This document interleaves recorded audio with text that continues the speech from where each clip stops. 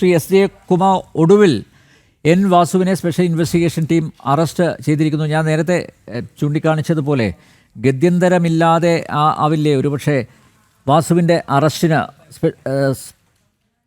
സർക്കാർ ഒരുപക്ഷെ അനുമതി നൽകിയത്. കാരണം തെരഞ്ഞെടുപ്പ് വരുന്നു, വാസുവിൻ്റെ CPM പശ്ചാത്തലം, പക്ഷേ അറസ്റ്റ് ഒഴിവാക്കാനുമാകുകയില്ല. അങ്ങനെ ഒരു ഊരാക്കുടുക്കിൽ പെട്ടതുകൊണ്ടായിരിക്കില്ലേ അറസ്റ്റിന് സർക്കാർ അനുമതി നൽകിയത് എന്നാണ് താങ്കളുടെ നിരീക്ഷണം?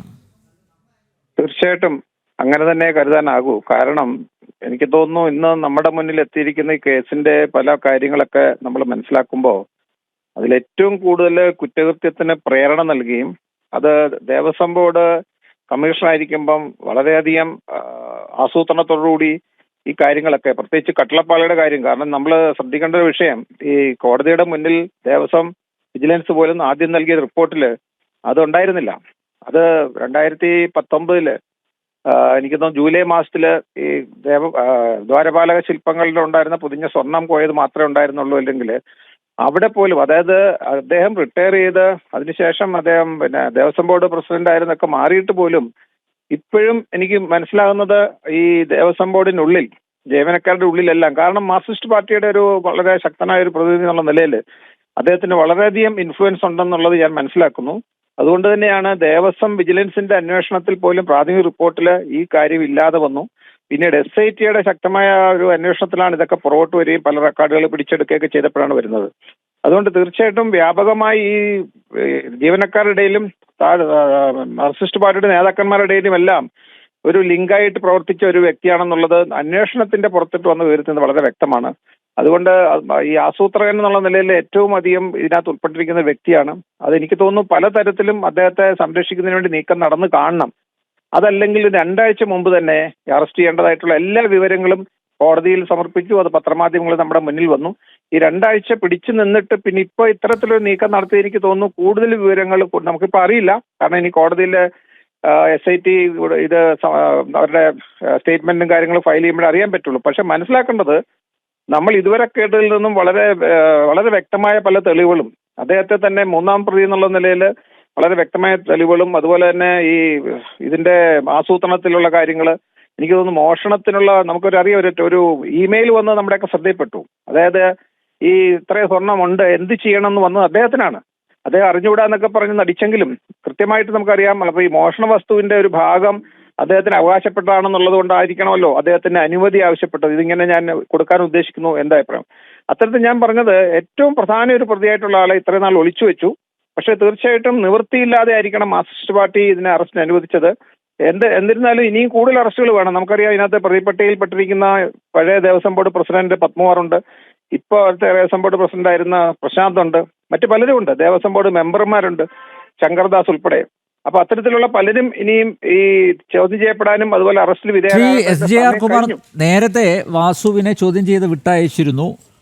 മാത്രമല്ല, നോക്കൂ, ശബരിമല മുൻ കമ്മീഷണർ, അതുപോലെ തിരുവിതാംകൂർ ദേവസ്വം ബോർഡ് മുൻ പ്രസിഡന്റ്, അങ്ങനെയൊരു വ്യക്തി സ്പെഷ്യൽ ഇൻവെസ്റ്റിഗേഷൻ ടീമിൻ്റെ വലയിലാവുമ്പോൾ സ്വാഭാവികമായും ഈ വാസുവിന് അന്നത്തെ ഭരണ നേതൃത്വത്തിൻ്റെ ഒരു പൂർണ്ണ പിന്തുണ ലഭിച്ചിട്ടുണ്ടാവില്ലേ ഇത്തരം പ്രവർത്തനങ്ങളിൽ ഏർപ്പെടാൻ? ഭരണ നേതൃത്വം അറിയാതെ എൻ വാസു ഒറ്റയ്ക്കെടുത്ത തീരുമാനമാണ് ഇത് എന്ന് കരുതാനാവുമോ? ഒരിക്കലും ഇല്ല. അതുകൊണ്ടാണ് ഞാൻ പറഞ്ഞു വന്നത്, ഈ വാസുവിന്റെ ലിങ്ക്, അതായത് ദേവസ്വം ബോർഡിലും അതേപോലെ തന്നെ താഴെത്തട്ടിലെ ഇതിലൊക്കെ ഉൾപ്പെട്ട ജീവനക്കാരിലും പുറമേയുള്ള പോയിറ്റിയെ പോലുള്ളവരും അതുപോലെ തന്നെ മുകളിലേക്ക് ഈ നേതൃത്വത്തിലേക്കും എല്ലാം ഉള്ള ലിങ്കായിട്ടാണ് അദ്ദേഹം പ്രവർത്തിച്ചതെന്നാണ് ഈ 2 പ്രാവശ്യം കമ്മീഷണർ ആകാനുള്ള സാധ്യത. നമുക്ക് അദ്ദേഹം ഓടി പൊളിച്ചിറങ്ങിയ ഒരാളാണ്, നമുക്കറിയാം. അതുപോലെ തന്നെ പിന്നീട് അദ്ദേഹത്തിന് എക്സ്റ്റൻഷൻ കൊടുക്കുന്നു, പിന്നെ പ്രസിഡന്റ് ആക്കുന്നു. അത് കഴിഞ്ഞ് ഇപ്പോഴും ഞാൻ പറയുന്നത്, ഈ കാര്യങ്ങളിലെല്ലാം പുറത്തു നിന്നായിട്ടും അതെല്ലാം ഇൻഫ്ലുവൻസ് ചെയ്ത് കേസിന്റെ പല കാര്യങ്ങൾ രഹസ്യമായി സൂക്ഷിക്കാനൊക്കെയുള്ള നീക്കങ്ങളൊക്കെ നടത്തുകയും എല്ലാം അതുകൊണ്ട് തന്നെയാണ് ഈ പാർട്ടി അദ്ദേഹത്തെ സംരക്ഷിക്കാൻ വേണ്ടി ഈ 2 ആഴ്ച, അതല്ലെങ്കിൽ വേറെ ആയിരുന്നെങ്കിലും 2 ആഴ്ച മുമ്പേ അറസ്റ്റിലാകേണ്ടതാണ്, ചോദ്യം ചെയ്യപ്പെടാണ്, ഒരുപാട് കാര്യങ്ങൾ പുറത്തേക്ക് വരേണ്ടതാണ്. കസ്റ്റഡിയിലെടുത്ത് ചോദ്യം ചെയ്താൽ മാത്രമേ ഇവിടെ നിന്നൊക്കെ കാര്യങ്ങൾ കിട്ടുള്ളൂ. അപ്പൊ ആ ബന്ധം കൃത്യമാണ്. അതുകൊണ്ട് എനിക്ക് ഒരു കാര്യം കൂടെ പറയാനുള്ളത്, മാർക്സിസ്റ്റ് പാർട്ടിയുടെ ഉന്നത നേതൃത്വത്തിനുമായിട്ട് ബന്ധം മാത്രം, അദ്ദേഹം തന്നെ സ്വയം മാർക്സിസ്റ്റ് പാർട്ടിക്കാരനാണ്, പല രീതിയിൽ നമുക്കറിയാം. വളരെ ഉന്നതമായിട്ടുള്ള പോസ്റ്റിൽ വന്നതെന്ന് വെച്ചാൽ ഇതുപോലെ ഓരോ ദേവസ്വം ബോർഡ് പ്രസിഡന്റുമാരെയും AKG സെന്ററിൽ തീരുമാനിക്കുന്ന പോലെ വളരെ ശക്തമായ രീതിയിൽ AKG സെന്ററിന്റെ തീരുമാനപ്രകാരം കമ്മീഷണറാക്കുകയും പ്രസിഡന്റ് ആക്കുകയും ചെയ്ത ഒരു വ്യക്തി എന്ന നിലയിൽ ഇതിന് പൂർണ്ണമായിട്ടും അതിന്റെ മോറൽ ലയബിലിറ്റി മാർക്സിസ്റ്റ് പാർട്ടിക്കുണ്ട്. അതുകൊണ്ട് ഏറ്റവും ചുരുങ്ങിയ പക്ഷം ഈ ദേവസ്വം മന്ത്രിയുടെ രാജിവെക്കേണ്ടത്, പ്രത്യേകിച്ച് പഴയ ദേവസ്വം മന്ത്രിക്ക് ഇതിനകത്ത് ഇൻവോൾവ് നമുക്കൊക്കെ അറിയാം.